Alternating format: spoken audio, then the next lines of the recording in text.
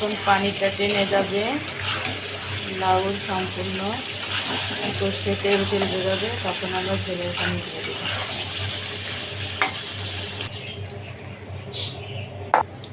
ঝোলের পানিটা দিয়ে দিলাম পরিমাণ মতো, আস্তে আস্তে হতে থাক। তারপরে লাস্টে